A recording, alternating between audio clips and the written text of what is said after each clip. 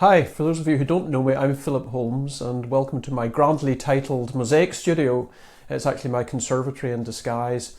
But in here I indulge myself in my hobby of making mosaics, and I make mosaics of birds. Birds that are either sighted here in the UK or they go off to Nepal, which I'll speak about in a minute. I always try to work really hard on my mosaics. I'm probably a bit too much of a perfectionist for my own good. But this one that I'm about to start on, I'm going to be paying particular attention to because I'm doing this in memory of my late cousin Lily Taylor. Lily passed away 2 days ago at the age of 87, and I'm making this as an in memoriam mosaic. I've chosen a robin in discussion with Lily's daughter May. She's very fond of robins, and she told me that, like a lot of people, have this impression of robins representing those that they've loved. And she said that often they'd see a robin in the garden and she'd say that's Daddy. And I know other people have said similar things to me as well. So that's why I've chosen a robin. It comprises various elements. Most of it is going to be made from this material over here, which is mosaic smalty that comes all the way from Mexico. I'll not go into the details of that.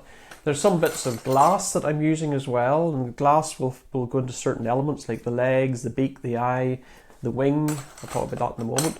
I've already got a little eye made in glass which will go in there like that, which is superb.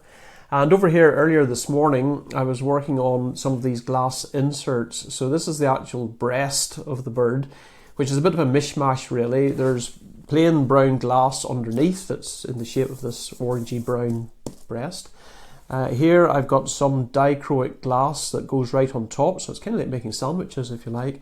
The dichroic glass does funny things with the light and bends the light so that depending on the angle that you look at it, the colour of it changes and it shimmers. It's really very dramatic. So I've got the dichroic glass also in the legs here and here. I've done a piece for the tail, which is down here. And then the wing has a different kind of insert. It's got these which are called stringers, and I've put strips of that in there as well to signify the strips that you can see in the wing of the bird over here. My camera versions. That's where the stringers are going to be.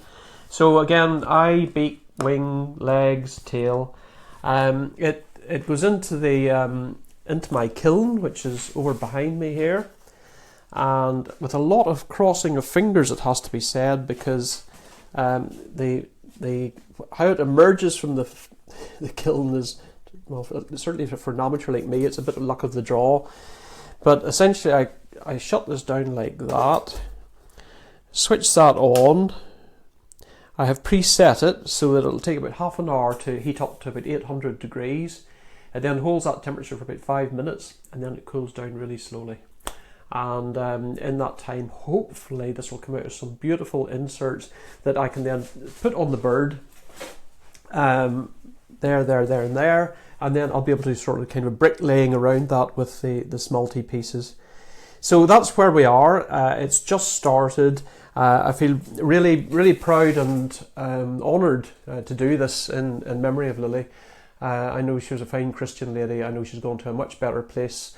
And I wish strength to May, Jonathan and the family circle. And I'll speak to you later. Thank you.